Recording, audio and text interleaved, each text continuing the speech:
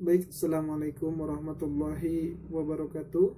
Berjumpa kembali di video pembelajaran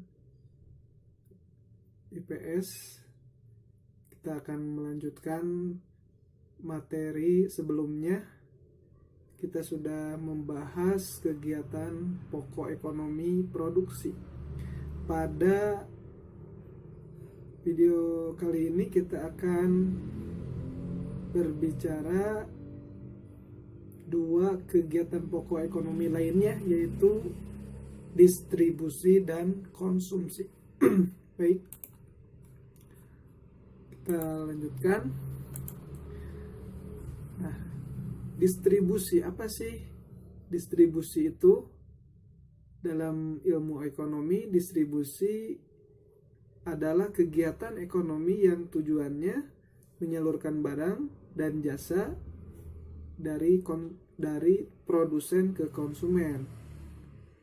Ya, jadi distribusi berada di tengah-tengah nih antara produsen dan konsumen. Ini distribusi, kegiatan penyaluran barang.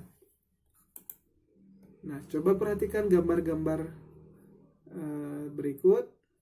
Gambar pertama menunjukkan beratnya medan yang dilalui oleh kendaraan untuk menyalurkan barang ya. Gambar kedua pun sama. Ini menggambarkan daerah yang terisolasi sehingga proses pendistribusian barang atau jasa dilakukan dengan menggunakan helikopter.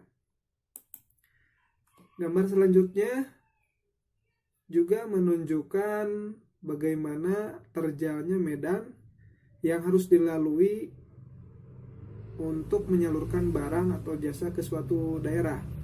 Nah, kita seringkali lupa, bahkan tidak berpikir bagaimana barang yang ada di rumah kita, yang kita miliki, yang kita dapat, prosesnya kita tidak berpikir ke arah sana. Ternyata proses distribusi itu ya kadang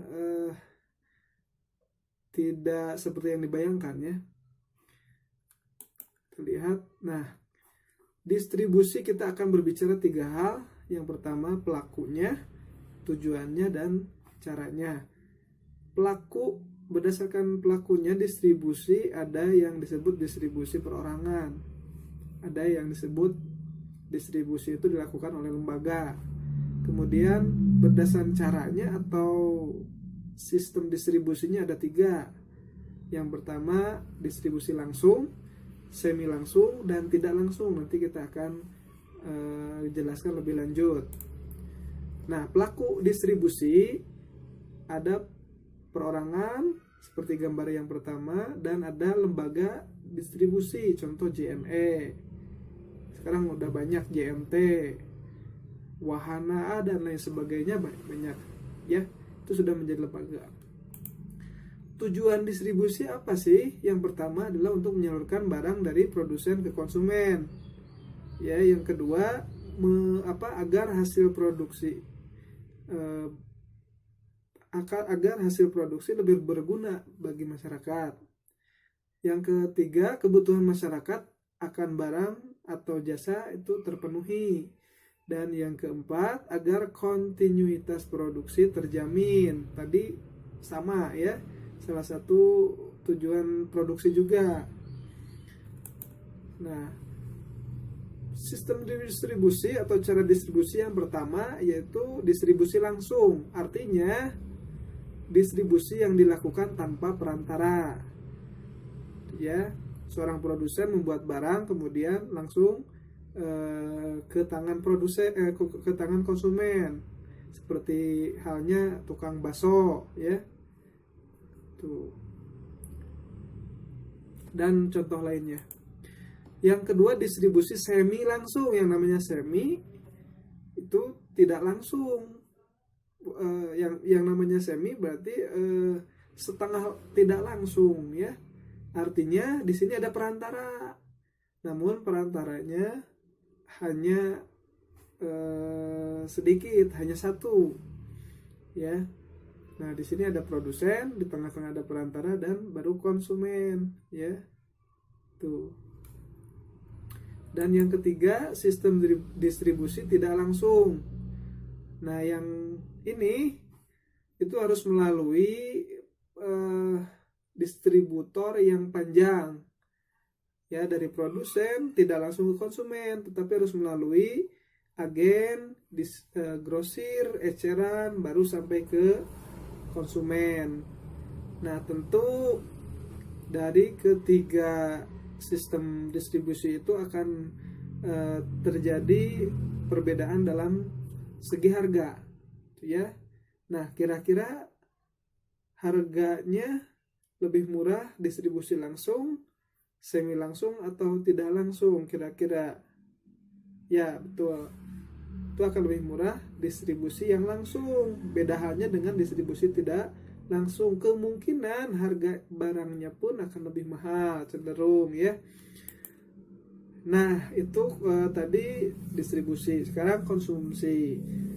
Apa itu konsumsi? Nah, perhatikan gambar-gambar berikut ini, ya. Terus, nah, apakah konsumsi itu hanya sebatas sesuatu yang kita makan saja? Kita seringkali terjebak dengan konsep konsumsi itu adalah sesuatu yang kita makan. Padahal konsumsi, ya, dari segi definisi yaitu kegiatan ekonomi yang mengurangi atau menghabiskan nilai guna barang atau jasa. Jadi bukan hanya kegiatan makan, tapi semua kegiatan menghabiskan nilai guna barang atau jasa juga termasuk konsumsi, ya. Memakai sepatu, lama-lama habis sepatu itu, nilai gunanya juga mengkonsumsi pakaian, kemudian ban motor, mobil, ya, bensin, itu juga kegiatan konsumsi.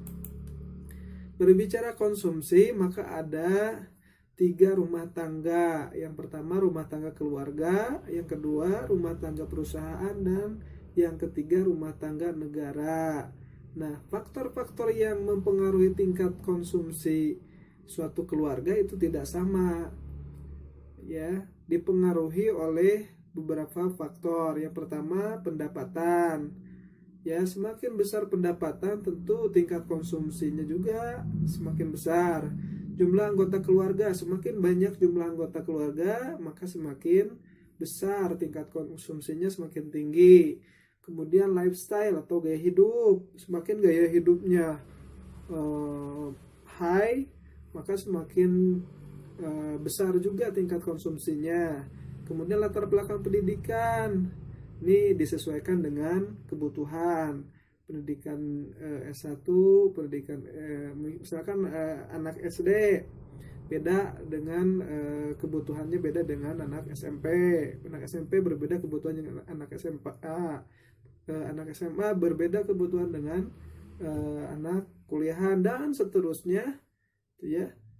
Kemudian yang terakhir dipengaruhi oleh faktor lingkungan tempat tinggal, ya, ini sangat juga berpengaruh, ya.